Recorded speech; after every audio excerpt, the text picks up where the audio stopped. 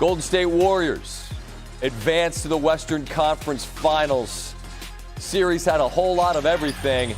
And after a Desmond Bane three gave Memphis the lead, this was the sequence that won the game for Golden State. A good set, good ball movement led to an Aaron Wiggins three. Warriors lead. A steal. Wiggins all by himself. The lead is pushed to three. Same score. Draymond pushes the pace. Steph in rhythm. Shoulders square. Best shooter in the world. Bottoms. And the lead's now 6. Great ball movement. Yeah, Loon. Looney, who had 21 rebounds, feeds Draymond. 10-0 run. It's a 7-point game. Steph pulls from deep. You know what it is. And the lead's now 10.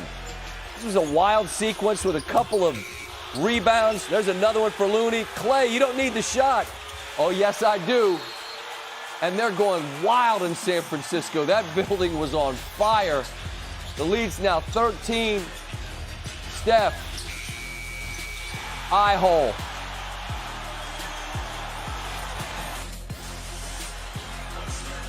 And the Warriors, despite the chippiness, all that went on the floor and off the floor, and all the chatter in the buildings, in the crowd, it's Golden State that moves on after the victory. Klay Thompson, 30-point night with Malika Andrews. Malika, I have no idea, but I just try to focus on the present. And today, I was thinking about the last couple years and what this team has been through, what I've personally been through, and to have another closeout game at Chase Center, it gave me butterflies. I was nervous all day, but I just had so much fun tonight, and I'm proud of this team for being so resilient. You didn't look nervous when you got out on the court, and neither did Kevon Looney. He was a star in his role, coming up so big for you all. Describe what he did tonight. Kevon was so big time. That team is so physical over there. Adams really made a difference. Jackson on the boards, and Kevon had, I think, 11 boards in the first quarter. So that alone shows you what he did for us. And he just knows where to be at. He's great at the rim, and he is a Warrior for life. He's been here since he was 18, and he's just a pleasure to play with. And 22 boards overall. You mentioned it, right? Wow. You mentioned it earlier.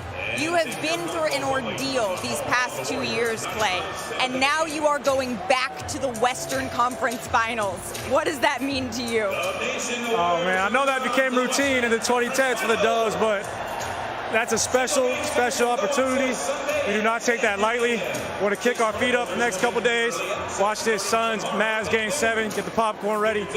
But it's so special. I'm going to enjoy it tonight, and I'm going to be hungry when that time comes, because you can't take it for granted. Nothing's guaranteed in sports. Klay, congrats. Up in Jordan Poole, harassing him. That's size, that's girth, just leaning on you and bothering you physically. That's their game plan. And Golden State's best chance at answering that call against that kind of physicality is on their home turf, inspired by the adrenaline provided by their fan base. I think they close it out tonight. They win it because they don't want a Game 7 in Memphis. I'm fascinated to hear your take on that, Big Perk, as obviously a physical player yourself. And the Warriors have gone with that smaller lineup, and maybe this is a problem here. How do you see that matchup? You first of all, Granny, I'm staying on the dark side. I've been with them all season long. This one ship I'm not jumping off of. And I feel like, look, they're going down there to Golden State for a reason, okay?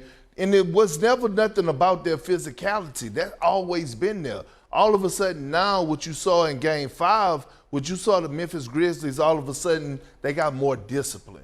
Now all of a sudden they was up on the defensive coverages and wasn't in the drop. Those looks that Steph Curry had in games 1, 2, and 3, he didn't get them in Game 5 because Jaren Jackson Jr. was up on the screen. They wasn't having those careless turnovers. But I'm telling you right now, look, even if the Golden State Warriors do get past the Memphis Grizzlies, they're going to lose in the next round. We don't want to hear that from you when you pick the Grizzlies already. But John Morant hurt. Well, the Grizzlies. Yeah, John Morant hurt. We got a way to go before we get to that. Let's get Wilbon in here. How worried are we about the Warriors, Michael Wilbon? Very, and it goes back to Stephen A. and his point about size. In this series so far, the Grizzlies are plus 41 in 41 minutes when both Adams and Jaren Jackson Jr. are on the court. The Grizzlies have also, during that time, doubled the Warriors in paint scoring, 56-28. This is a problem. This is a thing. And so we'll see how, the Warriors decide to counter this tonight. Just trust in that small lineup, and they're going to hit shots and play like they did in game 3?